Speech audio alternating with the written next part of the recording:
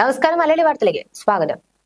കഠിനംകുളം ആതിര കൊലപാതക കേസിൽ പ്രതി കൊല്ലം ദളവാപുരം സ്വദേശിയായ ജോൺസൺ ഔസേപ്പ് 5 വർഷം മുമ്പ് വിവാഹമോചനം നേടിയാൾ.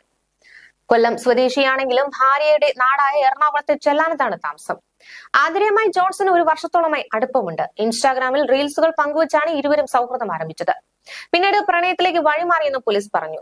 ഭർത്താവും 2ാം ക്ലാസ്സിൽ പഠിക്കുന്ന മകനുമുള്ള ആതിരയോട് ഒപ്പം വരാൻ ജോൺസൺ നിർബന്ധിച്ചു. എതിർത്തപ്പോൾ ഭീഷണിപ്പെടുത്തി ആതിരയിൽ നിന്ന് പണം വാങ്ങി. ആതിരയിൽ നിന്ന് ഇയാൾ 1.30 ലക്ഷം പലതവണയായി വാങ്ങിയിരുന്നു. കൊല്ലപ്പെടുന്നതിന് 3 ദിവസം മുമ്പ് 2500 രൂപ ആതിര നൽകിയതായും കണ്ടെത്തി. 5 മാസത്തിനിടെ പലതവണ കഠിനംകുളത്ത് ഇയാൾ വന്നിരുന്നു. കൊലപാതകത്തിന് 5 ദിവസം മുൻപ് പെരുമാത്രയിലെ ലോഡ്ജിൽ മുറിയെടുത്ത് താമസിച്ച പ്രതി സംഭവത്തിനു ശേഷം മുറിയൊഴിയുകയായിരുന്നു. ആതിരയുടെ സ്കൂട്ടറിലാണ് ഇയാൾ കടന്നു കളഞ്ഞത്. പിന്നീട് ചിറയൻകീഴ് റെയിൽവേ സ്റ്റേഷനിൽ എത്തിയ പ്രതി ട്രെയിനിൽ കയറി സംസ്ഥാനത്ത് പുറത്തേക്ക് കടന്നുവെന്നാണ് നിഗമനം.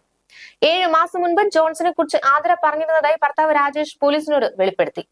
ഇയാളുമായുള്ള ബന്ധത്തെ ചൊല്ലി രാജുവും ആതിരയും തമ്മിൽ അസ്വാരസ്യങ്ങളും നിലനിന്നിരുന്നു.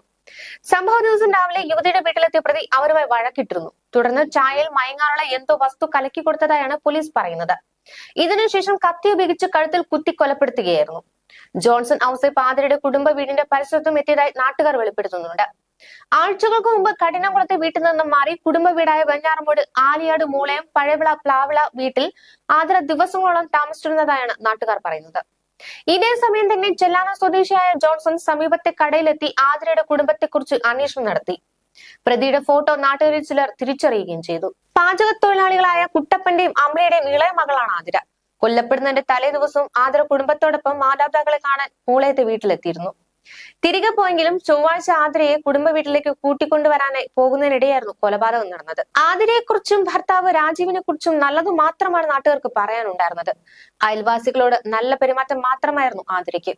കുടുംബജീവിതം നന്നായി പോകുന്നുവെന്നായിരുന്നു പാചക തൊഴിലാളികളായ കുട്ടപ്പനും അമ്പിളിയും അയൽവാസികളോട് പറഞ്ഞിരുന്നത്.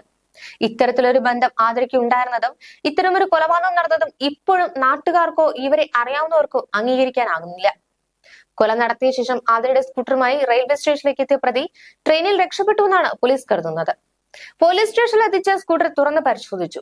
പ്രതി പെരുമാത്രയിൽ താമസിച്ചിരുന്ന വാടക വീടും പോലീസ് കണ്ടെത്തിയിട്ടുണ്ട്. ഇവിടെയും പരിശോധന നടത്തി. ആതിരയെ കൊലപ്പെടുത്താൻ വേണ്ടിയാണ് യുവാവ് വീട് വാടകയ്ക്കെടുത്തെന്നാണ് പോലീസ് പറയുന്നത്. പെരുമാത്ര ഭാഗത്തെ ഒരു കെട്ടിടത്തിൽ ഇയാൾ ഡിസംബർ ജനുവരി മാസങ്ങളായി പലതവണ വന്നു താമസിച്ചതായാണ് വിവരം. പെരുമാത്ര ഹാർബറിൽ ജോലിക്ക് വന്നുവെന്നും മറ്റുമായിരുന്നു വീട്ടുടമസ്ഥനോട് പറഞ്ഞിരുന്നത്. 4 സംഘങ്ങളായി തിരിഞ്ഞാണ് പ്രതിക്കായി ഇപ്പോൾ അന്വേഷണം നടത്തുന്നത്. തിരുവനന്തപുരം റൂറൽ എസ്.പിയുടെ നേതൃത്വത്തിലുള്ള സംഘം, ആറ്റിങ്ങൽ ഡിവൈഎസ്പിയുടെ നേതൃത്വത്തിലുള്ള സംഘം, ഡാൻസ് ഓഫ് സംഘം, കഠിനംകുളം ചിറയൻകീഴ് പോലീസ് എന്നിങ്ങനെ 4 സംഘങ്ങളായി തിരിഞ്ഞാണ് അന്വേഷണം പുരോഗമിക്കുന്നത്. ന്യൂസ് ഡെസ്ക് മലയാളി വാർത്ത.